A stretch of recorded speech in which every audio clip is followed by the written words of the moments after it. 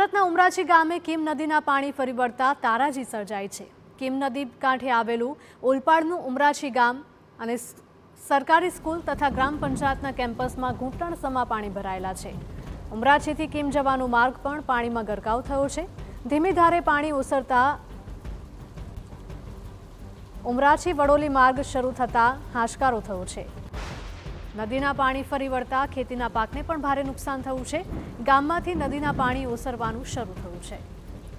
ગઈકાલે કીમ નદીમાં પાણીનું જળસ્તર વધતા નજીક આવેલા ઉમરાછી ગામમાં ફરી વળ્યા હતા પાણી। જો કે આજે પાણી ધીમે ધીમે ઓસરવાનું શરૂ થયું છે, છતાં અમુક જગ્યાએ પાણી હજુ ભરાયેલા છે અને ખેતરોમાં પાણી ભરાતા ખેડૂતોને મોટા પાયે નુકસાન થવાનું વારો આવ્યો છે।